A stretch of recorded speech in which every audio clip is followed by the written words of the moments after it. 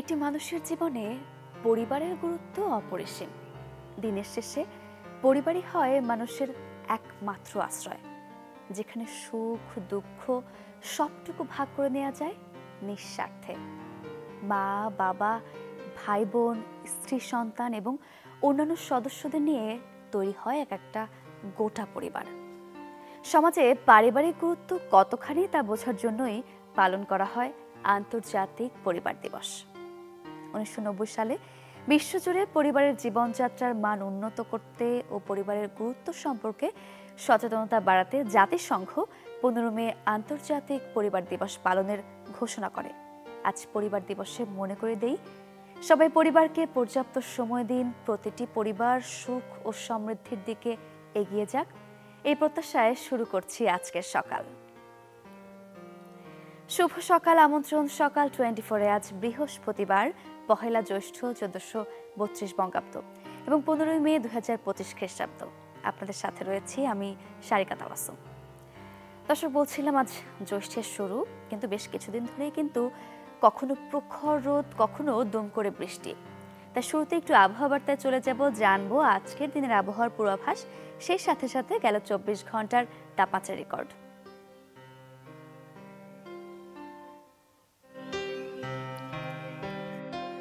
ঢাকায় গেল 24 ঘন্টায় সর্বোচ্চ তাপমাত্রা শনাক্ত হয়েছে 35.6 ডিগ্রি সেলসিয়াস, সর্বনিম্ন তাপমাত্রা ছিল 28.9 ডিগ্রি সেলসিয়াস।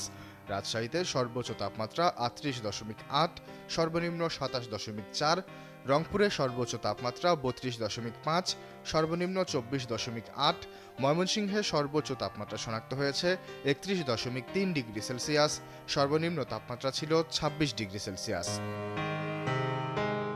সিলেটে গেল 24 ঘন্টায় সর্বোচ্চ তাপমাত্রা শনাক্ত হয়েছে 30.4 ডিগ্রি সেলসিয়াস, সর্বনিম্ন তাপমাত্রা ছিল 21.6 ডিগ্রি সেলসিয়াস। চট্টগ্রামে সর্বোচ্চ তাপমাত্রা 34.6, সর্বনিম্ন 28.2, খুলনায় সর্বোচ্চ তাপমাত্রা 37.8, সর্বনিম্ন 28.6, বরিশালে সর্বোচ্চ তাপমাত্রা শনাক্ত হয়েছে 36 ডিগ্রি সেলসিয়াস, সর্বনিম্ন তাপমাত্রা ছিল 27.8 ডিগ্রি সেলসিয়াস। গেল 24 ঘন্টায় দেশের সর্বনিম্ন তাপমাত্রা শনাক্ত হয়েছে সিলেটে 22.2 ডিগ্রি সেলসিয়াস, সর্বোচ্চ তাপমাত্রা ছিল চুয়াডাঙ্গায় 38.7 ডিগ্রি সেলসিয়াস। আজ ময়মনসিংহ ও সিলেট বিভাগের কিছু কিছু জায়গায় এবং রংপুর, ঢাকা, খুলনা, বরিশাল ও চট্টগ্রাম বিভাগের 2-1 জায়গায় অস্থায়ীভাবে দমকা হাওয়াসহ বৃষ্টি কিংবা বজ্রসহ বৃষ্টি হতে পারে। আজ সারা দেশে দিনের তাপমাত্রা প্রায় অপরিবর্তিত থাকতে পারে ও রাতের তাপমাত্রা সামান্য হ্রাস পেতে পারে। দর্শক, আবহাওয়া বার্তাটি জানছিলাম, আবহাওয়া পরিস্থিতির উপর কিন্তু পর্যটন পরিস্থিতিও নির্ভর করে। একটু পর্যটনের খোঁজ খবরই আমরা জানবো। আয়োজনের এই পর্যায়ে আমরা চলে যাব রাঙামাটিতে। তীব্রতা প্রবাহে খরা যাচ্ছিল পর্যটন খাতে। সম্প্রতি সেখানে বৃষ্টি হয়েছে, স্বাভাবিক হতে শুরু করেছে আবহাওয়া। চলে যাব সহকর্মী জিয়াউল হকের কাছে, আমাদের সঙ্গে যুক্ত হবেন তিনি এই মুহূর্তে। আমরা জানবো সেখানকার পরিস্থিতি। জিয়াউল হক, শুভ সকাল। সামনেই তো 2 দিন সাপ্তাহিক ছুটির দিন রয়েছে, কিন্তু আমরা যতটুকু জেনেছি তীব্র তাপপ্রবাহের কারণে পর্যটন খাতে খরাই গিয়েছিল। এখন সম্প্রতি বৃষ্টিও হয়েছে, এখন কতটা আশাবাদী, আসলে কি অবস্থা পর্যটনের? সারিকা, পাহাড়ের যে বৈচিত্র্যময় একটা রূপ রয়েছে, যে প্রতিটাই মৌসুমে আসলে ভিন্ন ভিন্ন রকমের এখানকার যে পরিবেশ সেটি থাকে এবং পর্যটকদের সাথে সবসময় আকর্ষণীয় স্থান হিসেবে এইখানকার যে বিশালতা কাপ্তাই হ্রদ সেটি আসলে রয়েছে। বর্ষা মৌসুমে সেটা এটি পুরোপুরি টইটম্বুর থাকে, কিন্তু শুষ্ক মৌসুমে কিছুটা হ্রদের পানি শুকিয়ে গেলেও পানির স্বচ্ছতা কিন্তু কোনোভাবেই নষ্ট হয় না। এই সময়টাতে আসলে বর্ষা মৌসুম চলছে এবং রাঙামাটির যেসব পর্যটকরা বেড়াতে আসেন তাদের অন্যতম গন্তব্য থাকে এই যে বিশাল কাপ্তাই হ্রদে ঘুরে বেড়ানোর বোটে করে। তারা প্রথমেই আসলে যদি সকালবেলা যে কেউ ঢাকা থেকে রাঙামাটি এসে নামেন, তারাই প্রথমে চেষ্টা করেন একটু রুমে ফ্রেশ হয়ে দ্রুত বোটে করে এই কাপ্তাই হ্রদে ঘুরে বেড়ানোর জন্য। এবং আমরা দেখি যে সকাল থেকে একবারে শেষ সন্ধ্যা পর্যন্ত পর্যটকরা কিন্তু এই কাপ্তাই হ্রদে বিভিন্ন স্পটে ঘুরে বেড়ায়। এর কারণ হচ্ছে কাপ্তাই হ্রদের এই সৌন্দর্যের দেখতে দেখতে বিভিন্ন যে পাহাড় টিলা রয়েছে, টিলাতে রেস্টুরেন্ট রয়েছে, যেখানে এখানকার যে ক্ষুদ্র নৃগোষ্ঠীরা আছে তাদের ঐতিহ্যবাহী বিভিন্ন খাবার, সেখানে হোটেল রয়েছে। এবং আমরা দেখেছি যে এখানকার যে ক্ষুদ্র নৃগোষ্ঠী যে গ্রাম রয়েছে সুবলং যেতে, সেই গ্রামের মানুষের ঘুরে বেড়ান, সেই গ্রামগুলোতে দেখার চেষ্টা করেন সেখানকার যে মানুষের বসবাস কিভাবে করে থাকে। এবং সেখানে এই গ্রামগুলোর পাশে আসলে স্থানীয়দের উৎপাদিত যে আপনার যে পোশাক রয়েছে সেগুলো আসলে প্রদর্শনী হয়, বিক্রি করা হয়। এগুলো দেখতে দেখতে আসলে সন্ধ্যা নেমে আসে, তখনই আসলে তারা এই রাঙামাটি শহরে ফিরে আসেন। আর বিশেষত যে বর্ষা মৌসুমে আসলে রাঙামাটির যে সুবলং ঝর্ণা সহ অন্যান্য যে ঝর্ণাগুলো সেগুলো আসলে প্রাণ ফিরে পেতে শুরু করে। যারা রাঙামাটিতে বেড়াতে আসেন যেসব পর্যটক, তারা চেষ্টা করেন যে সুবলং ঝর্ণায় এই শীতল পানিতে তারা গা ভিজাতে, এবং সেই গা ভিজিয়ে এসেই আসলে রাঙামাটি শহরে ফিরে আসেন। এছাড়া রাঙামাটি এই কাপ্তারেক এবং সুবলং ঝর্ণা ছাড়া রয়েছে বিভিন্ন দুর্গম এলাকায় যে ঝর্ণাগুলো রয়েছে, ধূপপানি ঝর্ণা সহ আশেপাশের ঝর্ণাগুলোতেও আসলে এই সময়টাতে পর্যটকদের একটু করে ভিড় থাকে। আর কাপ্তাই হ্রদ, ঝৌবুর্ণ ঝর্ণা ছাড়াও যে আমাদের রাঙামাটির যে অন্যতম যে ভূস্বর্গ খ্যাত সাজেক ভ্যালি, সেখানেও আসলে পর্যটকরা ঘুরে বেড়ান। এবং সেই এবং রাঙামাটির যে সাজেক ভ্যালির যে পর্যটক রিসোর্ট মালিকদের সাথে যে কথা বলে যেটা জানতে পেরেছি আমরা, যে পর্যটকরা আসলে রিসোর্ট ভ্যালির পাশে বসে যে পাহাড়ের যে বৃষ্টি সেটি আসলে খুব দেখতে তারা পছন্দ করেন। এবং এই সময়টাতে সারা দেশে যদি তীব্র গরম থাকলেও সাজেক ভ্যালিতে আসলে সন্ধ্যার পর তাপমাত্রাটা কিছুটা কমে আসে এবং সেখানে ঠান্ডা অনুভব হয় বৃষ্টির সময়টাতে। এই সময় পর্যটকদের খুব আগমনটা অন্যান্য সময় শীতের চেয়েও অনেকটা বেশি থাকে বলে তারা আমাদের জানিয়েছেন। এছাড়া রাঙামাটি যে অন্যান্য পার্কগুলো রয়েছে, পুলিশ পরিচালনায় পলর পার্ক, ঝুলন্ত সেতু সহ রাঙামাটির আসাম বস্তি সড়ক, এই সড়কগুলোতে পর্যটকদের ভিড় থাকে মোটামুটি শুক্র শনিবার তো থাকি।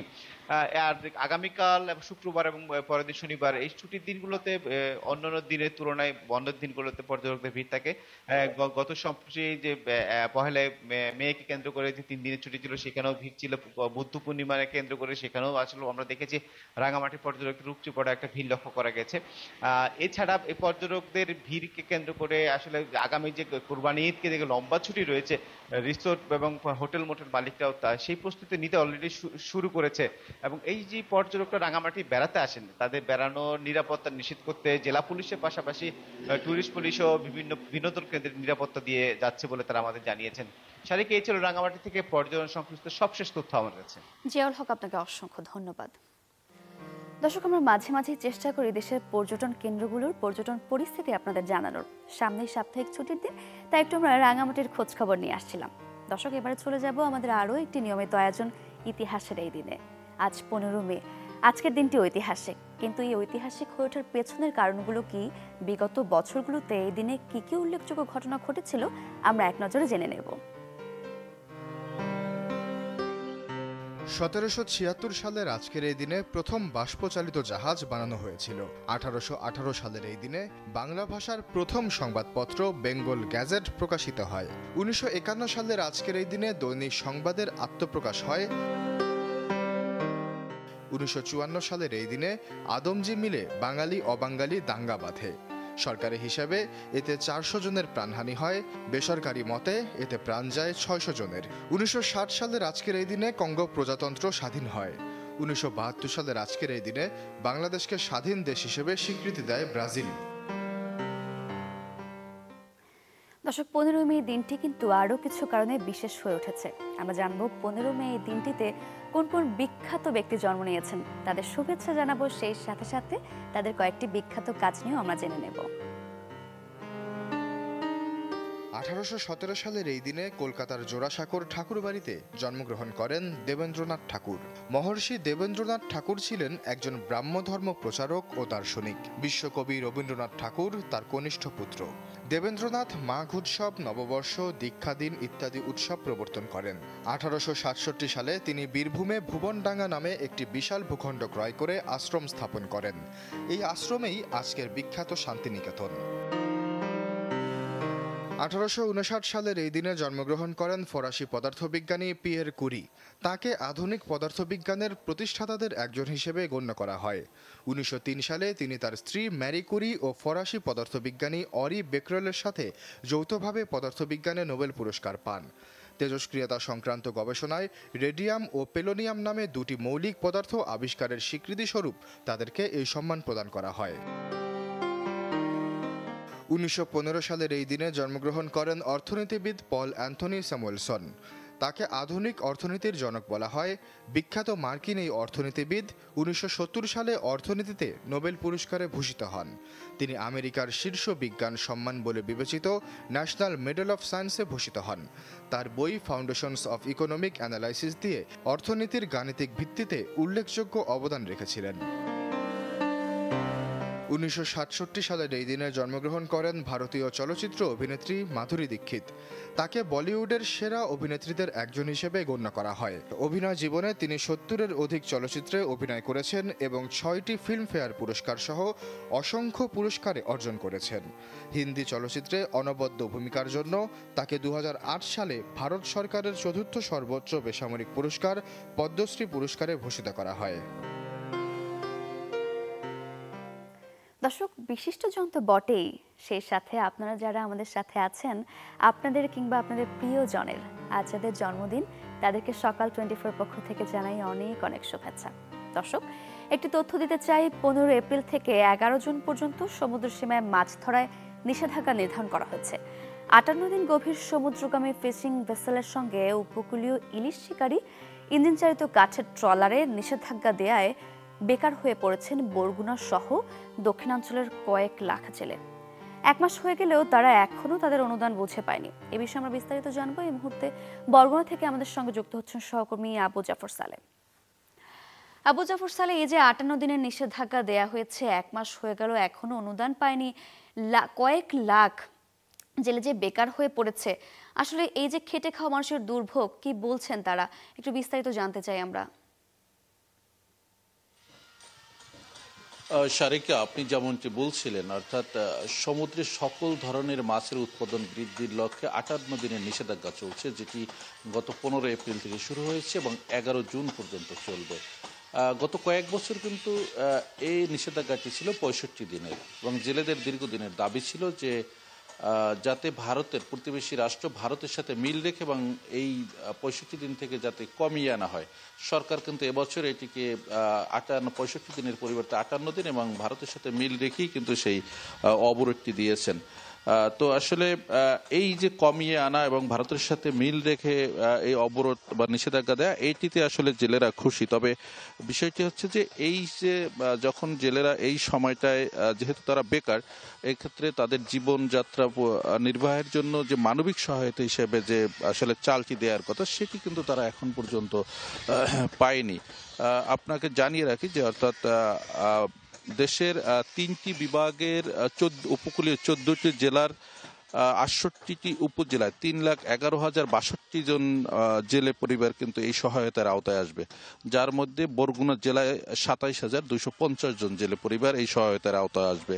তো যে কারণে আসলে যেহেতু তারা এই মুহূর্তে জেলেরা আসলে বেকার এবং তাদের আসলে অন্য কোনো কর্মসংস্থান নাই, যার কারণে তারা এই মুহূর্তে যে নিজেদের ট্রলার মেরামত বা জাল সেলাই এগুলো করেই কিন্তু তাদের সময়টা পার করছেন। আসলে এই সহায়তাটা না পাওয়ার কারণে প্রতিটি পরিবারেই কিন্তু আসলে একটি তাদের জীবনমান নিয়ে আসলে তারা আসলেই খুব সমস্যার ভিতরে রয়েছেন।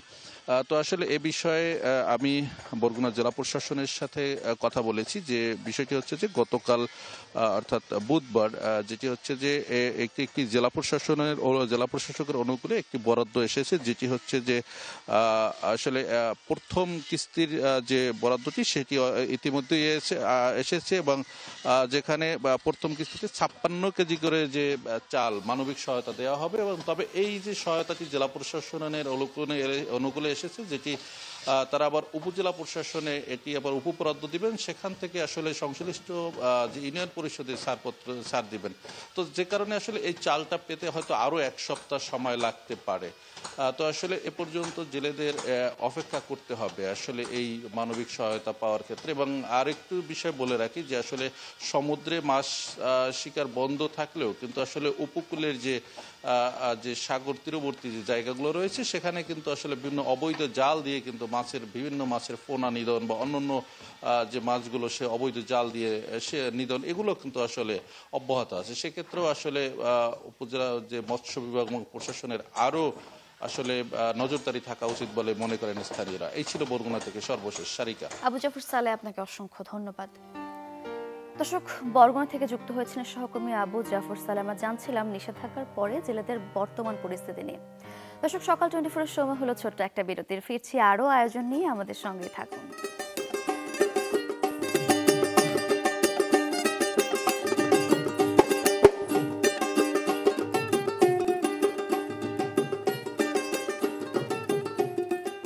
ফিরে এলাম বিরতির পর। আবারও আমন্ত্রণ সকাল 24। দর্শক, আয়োজনে এই পর্যায়ে একটু পত্রিকার শিরোনামগুলো দেখে নিলে কেমন হয়? চলে যাব পত্রিকায়, দেখে নেব আজকের দিনের সব প্রধান প্রধান শিরোনামগুলো। শুরুতে আমরা সমকালের শিরোনামগুলোতে চোখ বুলাবো। বিশ্ববিদ্যালয়ে শিক্ষার্থীদের ক্ষোভ, পরিবারের শোক। ঢাকা বিশ্ববিদ্যালয়ের শিক্ষার্থী শাহরিয়ার আলম সাম্য হত্যাকাণ্ডের প্রতিবাদে বুধবার ক্যাম্পাসে বিক্ষোভ মিছিল করে জাতীয়তাবাদী ছাত্রদল। পরে উপাচার্যের বাসভবনের সামনে অবস্থান নিয়ে সমাবেশ করেন নেতাকর্মীরা। ঢাবি ছাত্রদল নেতা খুন। ক্যাম্পাসের রাজনৈতিক মেরুকরণ দৃশ্যপটে। ভিসি প্রক্টরের পদত্যাগের দাবিতে আজ ছাত্রদলের অবস্থান কর্মসূচি। শিক্ষার্থীদের সক্রিয় সব সংগঠন ছাত্রদল নেতা শাহরিয়ার আলম সাম্য হত্যার প্রতিবাদ জানিয়েছে। আইএমএফের শর্ত মেনে বাজার ভিত্তিক ডলার 2 কিস্তির 130 কোটি ডলার পেতে যাচ্ছে বাংলাদেশ। অন্য উন্নয়ন সহযোগীরা দিচ্ছে 220 কোটি ডলার। আইএমএফ সরে যায়নি, আমরা তাদের সরিয়ে রেখেছিলাম, বলেছেন Ahsan H Mansur, governor Bangladesh bank. বিশ্বব্যাংকের সঙ্গে বৈঠক, এ মাসেই ঋণ চুক্তি, জুনের মধ্যে ছাড়। বিশ্বব্যাংকের কাছ থেকে বাজেট সহায়তা হিসেবে 6,000 কোটি টাকা ঋণ পাওয়ার বিষয় অনেকটা নিশ্চিত করেছে সরকার। গতকাল বুধবার বিশ্বব্যাংকের প্রতিনিধি দলের সঙ্গে বৈঠকে এই ঋণের বিষয়ে সম্মতি পাওয়া গেছে। তাপপ্রবাহের সময়ের আগে সন্তান প্রসব বাড়ছে। চরম স্বাস্থ্য জটিলতায় ভুগছেন অন্তঃসত্ত্বা নারী। চট্টগ্রামের সবচেয়ে বিপদাপন্ন, বছরে গড়ে 34 দিন প্রসবকালীন ঝুঁকিপূর্ণ তাপপ্রবাহ। দর্শক, সমকালের শিরোনামগুলো দেখছিলাম। সমকালের পরে আমরা চলে যাব প্রথম আলোর প্রথম পাতায়। ডলারের দাম বাজারের হাতে, থাকবে নজরদারি। ডলারের দামের ভিত্তি মূল্য প্রকাশ করবে কেন্দ্রীয় ব্যাংক। এ দামের সঙ্গে যেন খুব বেশি পার্থক্য না হয় সেদিকে নজর রাখতে বলা হয়েছে ব্যাংকগুলোকে। ডলারের দাম কি হবে তা ঠিক করবে ব্যাংক ও গ্রাহক। সংকট মেটাতে রিজার্ভ থেকে 50 কোটি ডলার নিয়ে তহবিল গঠন। প্রবাসী আয় ও রিজার্ভ বাড়ছে। বিশ্বসেরাদের দিয়ে বন্দর ব্যবস্থাপনার কাজ করাতে হবে, চট্টগ্রামে প্রধান উপদেষ্টা। অন্তর্বর্তী সরকারের প্রধান উপদেষ্টা অধ্যাপক মোহাম্মদ ইউনুস বলেছেন, যারা বন্দরের ব্যবস্থাপনায় অভিজ্ঞ, পৃথিবীর সেরা যারা, তাদের দিয়ে কাজ করাতে হবে যেভাবেই হোক। মানুষ যদি রাজি না হয়, জোরাজোরি নয়, রাজি করিয়েই করতে হবে। সোহরাওয়ার্দীতে দিন দুপুরে মাদক সেবন, চাঁদাবাজি। রাজধানীতে যে কয়টা বড় উদ্যান রয়েছে তার একটি সোহরাওয়ার্দী। সেখানে এখন নিয়মিত অপরাধের ঘটনা ঘটছে। বুধবার বেলা 1:30 রাজধানীর সোহরাওয়ার্দী উদ্যানে গিয়ে দেখা যায় মুক্তমঞ্চের কাছে দাঁড়িয়ে মাদক সেবন করছেন মধ্যবয়স্ক এক ব্যক্তি। দর্শক, বিস্তারিত এখানে লেখা আছে, আমরা শিরোনামটি পড়ছিলাম। দেশে দিনে 2200 নতুন পরিবার হচ্ছে। আন্তর্জাতিক পরিবার দিবস, আমরা আয়োজনের শুরুতেই বলছিলাম দিবসটি এবছরের প্রতিপাদ্য। পরিবারকে ঘিরেই টেকসই উন্নয়নের ভিত্তি করা। ছোট হয়ে আসছে পরিবারের আকার। 28 বছর আগে পরিবারের গড়ে সদস্য সংখ্যা ছিল 5 জনের বেশি। 2022 সালে পরিবারের সদস্য সংখ্যা কমে 4 জন এসেছে। একের পর এক ঘটনা, ভোট নিয়ে নানা আলোচনা। কোনো ঘটনায় জাতীয় নির্বাচনের দাবিকে আড়াল করতে পারবে না বলে মনে করে বিএনপি। জামায়াত নেতাদের ধারণা তাই। দর্শক, প্রথম আলোর শিরোনামগুলো আমরা দেখছিলাম। প্রথম আলোর পরে আমরা চলে যাব দৈনিক ইত্তেফাকের শিরোনামগুলোতে। 2 কিস্তির অর্থ একসঙ্গে ছাড়ের সম্মত আইএমএফ। বাংলাদেশের জন্য ঋণের পরিমাণ বেড়ে গেল 5.4 বিলিয়ন ডলার। জুনের মধ্যে 130 কোটি ডলার ছাড় করবে সংস্থাটি। কর ছাড়ের পরিমাণ কমানো, অপ্রয়োজনীয় ব্যয় কমিয়ে আনার সুপারিশ। জবে শিক্ষার্থীদের মার্চ টু যমুনা কর্মসূচিতে পুলিশের বাধা, শতাধিক আহত। সমস্যার সমাধানে আলোচনা করে ব্যবস্থা নেওয়া হবে বলেছেন উপদেষ্টা মাহফুজ। একটি ছবি এখানে দেখানো হয়েছে। 3 দফা দাবিতে জগন্নাথ বিশ্ববিদ্যালয়ের শিক্ষক শিক্ষার্থীরা গতকাল প্রধান উপদেষ্টার বাসভবন যমুনা অভিমুখে লং মার্চ করতে গেলে পুলিশের ব্যারিকেডের মুখে পড়েন। দর্শক, দৈনিক ইত্তেফাকের পরে আমরা চলে যাব কালের কণ্ঠের শিরোনামগুলোতে। কালের কণ্ঠের শিরোনামগুলোতে আমরা চোখ বোলাবো। প্রতিবাদে উত্তাল শিক্ষাঙ্গন। ছাত্র হত্যার ঘটনায় ঢাবিতে বিক্ষোভ। দর্শক, ঢাকা বিশ্ববিদ্যালয়ের শিক্ষার্থী হত্যার ঘটনা ঘিরেই প্রত্যেকটি পত্রিকাতে শিরোনাম করা হয়েছে। হুমকিতে দেশীয় কাগজ শিল্প, শুল্কমুক্ত আমদানির কাগজ শর্ত ভেঙে খোলা বাজারে ব্যাপকভাবে রাজস্ব বঞ্চিত হচ্ছে সরকার। দর্শক, কালের কণ্ঠে শিরোনামগুলো আমরা দেখে নিচ্ছিলাম। আমরা সব শেষে যুগান্তরের শিরোনামগুলোতে চলে যাব। চট্টগ্রাম বন্দর দেশের অর্থনীতির হৃৎপিণ্ড। পরিদর্শনে এসে প্রধান উপদেষ্টা ডক্টর ইউনূস। চট্টগ্রাম বিশ্ববিদ্যালয়ের ৫ম সমাবর্তনে বুধবার প্রধান উপদেষ্টা অধ্যাপক ডক্টর মোহাম্মদ ইউনূসকে ডক্টর অফ লিটারেচার ডিগ্রি দেওয়া হচ্ছে। একটি ছবি দেখানো হয়েছে এখানে। এই বন্দরে যুক্ত হলে নেপাল, ভুটান, 7 সিস্টার্সও লাভবান হবে। দর্শক, যুগান্তর শিরোনামগুলো তো আমরা চোখ বুলিয়ে নিচ্ছিলাম, তবে এই ছিল আজকের দিনের সব প্রধান শিরোনামগুলো। এবার একটু আমরা সবজি বাজারের খবর জানবো। দর্শক, সবজি বাজারের খবর জানতে আজ আমরা চলে যাব নেত্রকোনাতে। নেত্রকোনা থেকে যুক্ত হচ্ছেন সহকর্মী হানিফুল্লাহ আকাশ। আকাশ, শুভ সকাল। আপনি সবজি বাজারে দাঁড়িয়ে আছেন, আমরা একটু নেত্রকোনার আজকের বাজার পরিস্থিতি জানতে চাই। শুভ সকাল সারিকা। আজকে আমি আছি নেত্রকোনার যে মেছুয়া বাজার, এটি হচ্ছে নেত্রকোনার সবচেয়ে বড় পাইকারি সবজির বাজার, যেখানে আসলে দেশের বিভিন্ন জায়গা থেকে সবজি আমদানি করে ব্যবসায়ীরা কিন্তু তারা নিয়ে আসেন এবং এইখান থেকে কিন্তু জেলার যে 10 উপজেলা রয়েছে সেই বাজারগুলোতে কিন্তু সবজি ব্যবসায়ী যারা রয়েছেন তারা এখান থেকে কিনে এবং ক্রেতা বিক্রেতাদের ভিড় থাকে। অন্যান্য আনাগোনাটা সকালের দিকে কম ছিল এবং ব্যবসায়ীরা বলছেন যে আসলে বেলা বাড়ার সাথে সাথে এখানে কিন্তু ব্যবসায়ীদের যে প্রতিদিনের যে স্বাভাবিক কার্যক্রম সেটা কিন্তু শুরু হবে। এবং আমরা এখানে বিভিন্ন ব্যবসায়ীদের সাথে কথা বলেছি, বিভিন্ন দোকান ঘুরে দেখেছি যে অন্যান্য সময়ের তুলনায় এবছর কিন্তু এই সময়টাতে কিন্তু সব ধরনের পণ্যের যে সবজির যে মূল্য সেটি কিন্তু অনেক কম। এবং আমরা আজকে কথা বলেছি যে গত সপ্তাহে যে আলু 20 টাকা কেজি দরে ছিল সেটি কিন্তু এখন 18 টাকা 15 টাকা পাইকারি দরে বিক্রি করা হচ্ছে। বেগুন বিক্রি করা হচ্ছে, গত সপ্তাহে ছিল 20 টাকা কেজি, সেটি কিন্তু আজকে পাইকারি বাজারে 15 টাকা কেজি দরে বিক্রয় করা হচ্ছে। ঠিক প্রত্যেকটি সবজি কিন্তু বাজার দর কিন্তু কমেছে সেটি বলা চলে। এবং ব্যবসায়ীরা বলছেন যে অন্যান্য বছরের তুলনায় এবছর অনেক কম। এবং ক্রেতাদের সাথেও কথা হয়েছে, তারাও বলেছেন যে আসলে অন্যান্য বছরে এই সময়টাতে কিন্তু বাজারে এসে তাদের একটা নাভিশ্বাস ছিল, কিন্তু এবছর কিন্তু তারা যে কোনো ধরনের সবজি কিনলে তাদের ক্রয় ক্ষমতার মধ্যে রয়েছেন বলে জানিয়েছেন সারিকা। আকাশ, ধন্যবাদ আপনাকে। দর্শক, নেত্রকোনা থেকে আমরা সবজি বাজারের খবর জানছিলাম, অনেক তথ্য জানলাম। আয়োজনের একেবারে শেষ পর্যায়ে আমরা চলে এসেছি। দেখা হবে নতুন দিনে নতুন সব তথ্য আর আয়োজন নিয়ে। সে পর্যন্ত ভালো থাকুন, সুস্থ থাকুন, চ্যানেল 24 এর সাথেই থাকুন। শুভ সকাল।